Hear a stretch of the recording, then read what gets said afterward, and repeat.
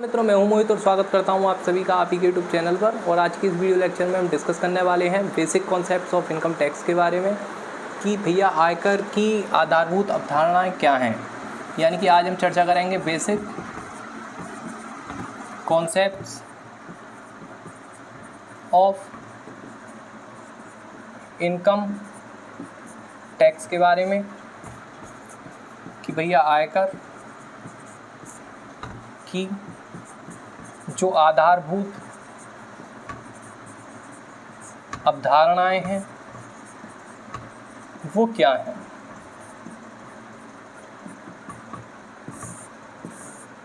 ठीक है जी, मतलब जब आप इनकम टैक्स, ये जो आपका सब्जेक्ट है, जब आप इनकम टैक्स पढ़ने के लिए बैठेंगे वहाँ पर उस कंडीशन में आपके सामने कैसे काफ़ी सारे शब्द ऐसे आएंगे जिनके अर्थ आपको नहीं पता होंगे। अगर आपको इनकम टैक्स से संबंधित उन शब्दों के अर्थ पता नहीं हैं तो उस कंडीशन में आप इनकम टैक्स को अच्छी तरीके से नहीं समझ पाएंगे। इसीलिए पूरी की पूरी इनकम टैक्स को स्टार्ट करने से पहले सबसे पहले समझते हैं कि एक्चुअल में इनकम टैक्स से रिलेटेड वो इम्पोर्टेंट शब्द कौन कौन से हैं। सबसे पहला हमारे सामने आता है करदाता, जिसे अंग्रेजी में कहते हैं असेसी। सबसे पहले समझते हैं करदाता के बारे में कि भैया एक्चुअल में करदाता कहते किसको हैं। देखिए, करदाता से आज से ऐसे व्यक्ति से होता है जो कि कर चुकाने के लिए उत्तरदायी होता है। यानी कि करदाता से आज से ऐसे व्यक्ति से होता है जो कि कर चुकाने के लिए उत्तरदायी होता है। देखिए, करदाता के अंतर्गत निम्नलिखित दो व्यक्तियों को सम्मिलित किया जाता है। सबसे पहला आता है आपका माना हुआ करदाता,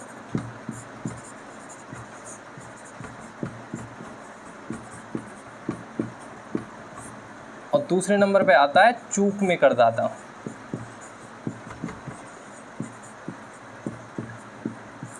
इसको अपन कहते हैं डीम्ड असेसी,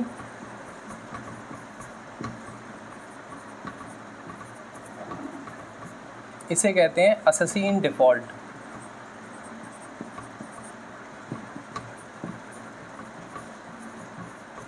अब भैया माना हुआ करदाता क्या होता है और चूक में करदाता क्या होता है। देखिए, माना हुआ करदाता से आज से ऐसे व्यक्ति से होता है जिसे किसी अन्य व्यक्ति की आय के लिए करदाता मान लिया जाता है। फॉर एग्जाम्पल, यदि मान लीजिए नाम का कोई व्यक्ति है जिसका जो बच्चा है वो काफ़ी अच्छी खासी इनकम जो है वो जनरेट करता है, तो उस कंडीशन में जो राम के बच्चे की इनकम है वो उसके पेरेंट्स की इनकम में शामिल की जाती है। और जो देश की गवर्नमेंट है वो माइनर से टैक्स नहीं लेती, बल्कि माइनर की इनकम पर उसके पेरेंट्स से टैक्स लेती है। और माइनर की इनकम को उस व्यक्ति की आय में शामिल किया जाता है, उसके पेरेंट्स में से उस व्यक्ति की आय में शामिल किया जाता है जिसकी आय अधिक होती है। ठीक है जी। इसी तरीके से एक होता है चूक में करदाता। चूक में करदाता से आज से ऐसे व्यक्ति से होता है जिसे चूक के कारण करदाता मान लिया जाता है। फॉर एग्जाम्पल, लाभांश का जो भुगतान करने वाली प्रत्येक कंपनी का ये कर्तव्य बनता है कि वो लाभांश का भुगतान करने से पहले उसमें से कुछ % टैक्स का पहले ही काट ले। अगर मान लो लाभांश का भुगतान करने वाली कंपनी टैक्स का पैसा पहले ही नहीं काट पाती है, तो उस कंडीशन में कंपनी का ये रेस्पॉन्सिबिलिटी बनता है, कंपनी का ये दायित्व बनता है कि वो अपनी जेब से टैक्स का भुगतान करे। उस कंडीशन में हम कंपनी को क्या कहेंगे? चूक में करदाता, यानी कि असेसी इन डिफ़ॉल्ट। यानी कि करदाता के अंतर्गत इन दोनों व्यक्तियों को शामिल किया जाएगा। सबसे पहला माना हुआ करदाता और दूसरा चूक में करदाता। दूसरे नंबर पे आता है कर निर्धारण वर्ष। कर निर्धारण वर्ष। अब भैया कर निर्धारण वर्ष किसे कहते हैं, यानी कि असेसमेंट ईयर किसे कहते हैं? क्योंकि जब आप इनकम टैक्स पढ़ेंगे तो उस कंडीशन में काफ़ी सारे क्वेश्चंस में आपको ये सुनने को मिलेगा कि कर निर्धारण वर्ष 2023-24 के लिए कर योग्य आय की गणना कीजिए, कर निर्धारण वर्ष 2024-25 के लिए कर योग्य आय की गणना कीजिए, है ना। इस तरीके से काफ़ी सारे क्वेश्चंस में आपको कर निर्धारण वर्ष का नाम सुनने के लिए मिलेगा। अब काफ़ी सारे बच्चों का प्रश्न उठता है कि भैया कर निर्धारण वर्ष के तरह कहते हैं। तो देखिए, कर निर्धारण वर्ष से आज से ऐसे वर्ष से होता है जिसमें कर का निर्धारण किया जाता है। और तीसरे नंबर पे आता है हमारे सामने गत वर्ष। इसे अंग्रेजी में कहते हैं प्रीवियस ईयर। अब भैया गत वर्ष क्या होता है? देखिए गत वर्ष से आज से ऐसे वर्ष से होता है जिस वर्ष में आय कमाई जाती है, या आप ऐसे भी कह सकते हैं कर निर्धारण वर्ष से आज से ऐसे वर्ष से होता है जिसमें कर का निर्धारण किया जाता है, और गत वर्ष से आज से ऐसे वर्ष से होता है जिस वर्ष में आय कमाई जाती है। जिस वर्ष में आय कमाई जाती है या जिस वर्ष के लिए कर का निर्धारण किया जाता है। जिस वर्ष के लिए कर का निर्धारण किया जाता है वो हमारा गत वर्ष कहलाता है, और जिस वर्ष में कर का निर्धारण किया जाता है उसे कर निर्धारण वर्ष कहते हैं। फॉर एग्जाम्पल 1 अप्रैल 2023 से लेकर के, और मज़े की बात क्या है कि जो कर निर्धारण वर्ष है वो आपका 1 अप्रैल से प्रारंभ होकर के 31 मार्च को समाप्त होता है हमेशा। ठीक है जी। सपोज दैट किसी व्यक्ति ने 1 अप्रैल 2023 से लेकर के 31 मार्च 2024 तक 10 लाख रुपए की इनकम कमाई। अब इस 10 लाख रुपए की इनकम पर कितने रुपए का टैक्स बनता है ये हम देखेंगे 1 अप्रैल 2024 से लेकर के 31 मार्च 2025 के बीच में। तो उस कंडीशन में जिस वर्ष में हम ये देख रहे हैं कि कमाई गई इनकम पर 10 लाख रुपए की इनकम पर कितने रुपए का टैक्स बनेगा, वो तो कहलाएगा हमारा असेसमेंट ईयर यानी कि कर निर्धारण वर्ष। और जिस वर्ष में हमने आय कमाई है यानी कि 1 अप्रैल 2023 से लेकर के 31 मार्च 2024 तक, वो कहलाएगा हमारा प्रीवियस ईयर यानी कि गत वर्ष। इसी तरीके से मज़े की बात क्या है कि अगर मान लीजिए 1 अप्रैल, ठीक है, 2022 से लेकर के 31 मार्च 2023 तक हमने कुछ रुपए की इनकम कमाई, ठीक, तो ये तो कहलाएगा हमारा प्रीवियस ईयर। सपोज दैट यहाँ पे हमने 10 लाख रुपए की इनकम कमाई। अब इस 10 लाख रुपए की इनकम पर कितने रुपए का टैक्स बनेगा ये देखेंगे हम इससे अगले साल, यानी कि 1 अप्रैल 2023 से 31 मार्च 2024 के बीच में। यानी जिस वर्ष में आय कमाई है वो कहलाएगा हमारा प्रीवियस ईयर यानी कि गत वर्ष, और जिस वर्ष में हम ये देख रहे हैं कि इस पर कितने रुपए का टैक्स बन रहा है वो कहलाएगा हमारा असेसमेंट ईयर यानी कि कर निर्धारण वर्ष। राइट। तो ये कॉन्सेप्ट है आपका असेसमेंट ईयर और प्रीवियस ईयर का। चौथे नंबर पे हम देखते हैं आय यानी कि इनकम। क्योंकि काफ़ी बार बीकॉम 4th सेमेस्टर की अगर मैं बात करता हूँ तो बीकॉम 4th सेमेस्टर के अंदर अक्सर बच्चों से ये पूछ लिया जाता है कि करदाता की आय को कितने शीर्षकों में विभक्त किया जा सकता है, यानी कि जो इनकम है उसके कितने हेड होते हैं। तो आप लिखेंगे किसी भी करदाता की आय को निम्नलिखित 5 शीर्षकों में विभक्त किया जा सकता है, यानी कि किसी भी व्यक्ति की इनकम को हम 5 हेड में जो है वो बांट सकते हैं। सबसे पहला आएगा आपका income from salary, income from house property, income from PGBP, income from capital gain और इनकम फ्रॉम अदर सोर्सेज। इसे कहते हैं वेतन से आय, इसे कहते हैं मकान संपत्ति से आय, इसे कहते हैं व्यवसाय अथवा पेशे से लाभ अथवा प्राप्तियाँ। सी का मतलब है कैपिटल गेन यानी कि पूंजी लाभ। ओ का मतलब है अदर सोर्सेज यानी कि इनकम फ्रॉम अदर सोर्सेज, अन्य स्रोतों से आए या अन्य साधनों से आए। कभी कभी आपसे वो पूछ लेता है कि आय के संबंध में महत्वपूर्ण प्रावधान कौन कौन से हैं या आय के संबंध में नियम बताइए। तो सबसे पहला आपको ये लिखना है कि जो आय कर है वो वैध तथा अवैध दोनों ही प्रकार की आय पर लगता है।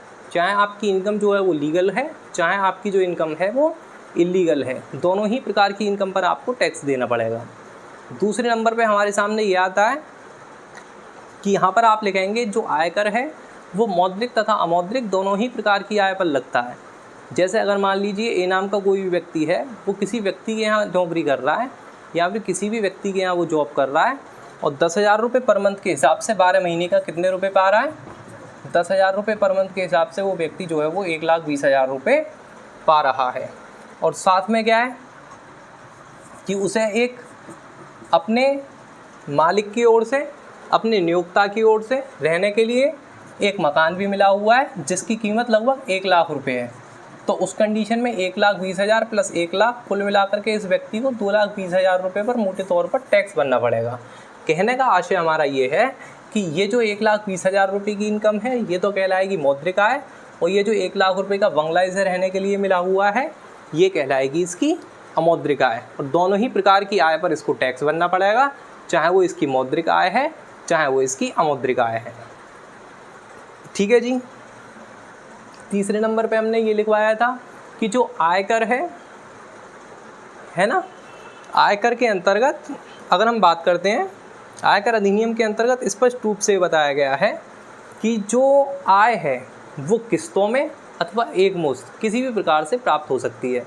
मतलब जो इनकम है वो हमें इंस्टॉलमेंट में भी मिल सकती है, धीरे धीरे करके भी मिल सकती है, या आय हमें लमसम भी मिल सकती है, एक मुश्त राशि भी हमें आय की जो है वो प्राप्त हो सकती है।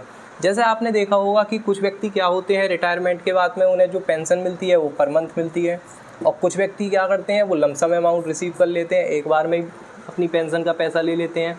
तो चाहे आप पेंशन पर मंथ रिसीव कर रहे हैं, चाहे आप पेंशन जो है वो एक साथ रिसीव कर रहे हैं, दोनों ही कंडीशन में आपको टैक्स भरना पड़ेगा। इसीलिए कहते हैं जो आय है वो एक मुश्त अथवा किस्तों में किसी भी प्रकार से हो सकती है।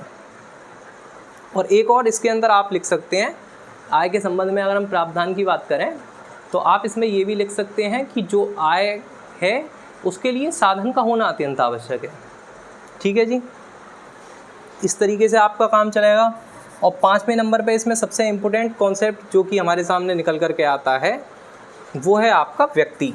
यानी कि कभी कभी वो आपसे ये भी पूछ लेता है कि व्यक्ति किसे कहते हैं, पर्सन किसे कहते हैं। तो यहाँ पे हम लिखेंगे कि व्यक्ति के अंतर्गत निम्नलिखित व्यक्तियों को सम्मिलित किया जाता है या निम्नलिखित को सम्मिलित किया जाता है। सबसे पहला एक इंडिविजुअल इसके अंदर ऐसे आएगा, जैसे राम श्याम घनश्याम। दूसरे नंबर पे अगर कोई हिंदू अनडिवाइडेड फैमिली है, कोई हिंदू अविभाजित परिवार है, वो व्यक्ति की परिभाषा के अंतर्गत आएगा। तीसरे नंबर पे अगर मान लीजिए कोई भी एसोसिएशन ऑफ पर्सन्स है, व्यक्तियों का संघ है, वो व्यक्ति के अंतर्गत आएगा।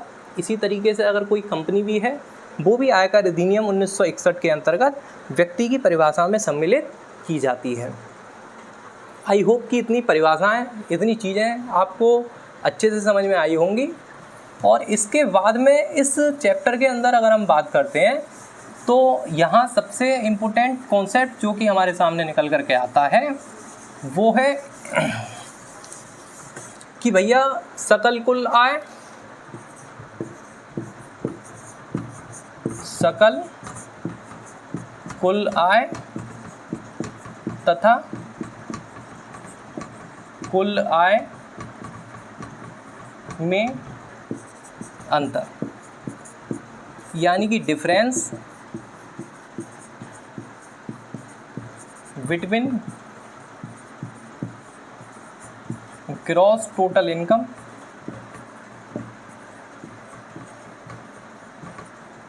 And total income. कभी कभी आपसे ये भी पूछ लिया जाता है कि सकल कुल आय और कुल आय में अंतर बताइए। तो देखिए, मैं आपको बताना चाहूँगा कि सकल कुल आय से आशय ऐसी आय से होता है जिसमें से अभी धारा 80 से लेकर के 80U तक की कटौतियाँ नहीं घटाई गई हैं। और कुल आय से आशय ऐसी आय से है जिसमें से धारा 80 से लेकर के 80U तक की कटौतियाँ घटा ली गई हैं। इसका मतलब क्या है? इसका मतलब ये है कि जब आप इनकम टैक्स को बड़े ही डिटेल में पढ़ेंगे, आगे न्यूमेरिकल करना सीखेंगे, तो उस कंडीशन में आप ये पाएंगे, सपोज दैट राम नाम का एक व्यक्ति है जिसने इनकम फ्रॉम सैलरी, जिसकी जो इनकम फ्रॉम सैलरी है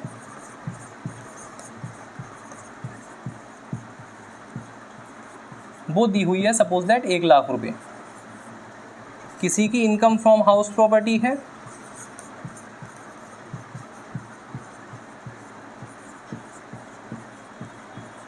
वो दे रखी है सपोज दैट 1 लाख रुपए। किसी ने पीजीबीपी से कमाया, यानी कि बिजनेस करके कमाया, सपोज दैट 1 लाख रुपए। किसी ने कैपिटल गेन से कमाया, सपोज दैट 1 लाख रुपए। किसी ने अदर सोर्सेज यानी कि अन्य स्रोतों से या अन्य साधनों से कमाया 1 लाख रुपए। कुल मिलाकर के व्यक्ति की जो इनकम है वो हो गई 5 लाख रुपए। अभी इसको हम नाम देंगे किस चीज़ का? GTI, यानी कि ग्रॉस टोटल इनकम का, यानी कि सकल कुल आय का। अब इस 5 लाख रुपए की इनकम में से जैसे ही हम सारी की सारी डिडक्शन माइनस कर देंगे, सारी की सारी कटौतियों को हम माइनस कर देंगे, तो हमारे सामने जो निकल करके आएगा वो हमारा टोटल इनकम कहलाएगा। जैसे देश की गवर्नमेंट ये कहती है कि बेटा अगर आप अलग अलग स्रोतों से या अलग अलग साधनों से अलग अलग इनकम कमा रहे हैं और आपकी इनकम कुल मिलाकर के जितनी भी बैठ रही है, उस कंडीशन में आपको पूरी इनकम पर टैक्स भरने की आवश्यकता नहीं है। हम उसमें से भी कुछ रुपए की आपको कटौती दे देंगे। जैसे अगर मान लीजिए कुछ रुपया आपने लाइफ इंश्योरेंस प्रीमियम का पे कर दिया, अगर मान लीजिए आपने अपनी लाइफ इंश्योरेंस पॉलिसी ली हुई है, आपने अपनी कोई जीवन बीमा पॉलिसी ली हुई है और आप उस जीवन बीमा पॉलिसी का कुछ प्रीमियम दे रहे हैं, कुछ उसका लाइफ इंश्योरेंस प्रीमियम दे रहे हैं, तो जितने रुपए का आप प्रीमियम देंगे उतने रुपए की कटौती आपको मिल जाएगी। अब इसकी कुछ लिमिट लगाई गई है।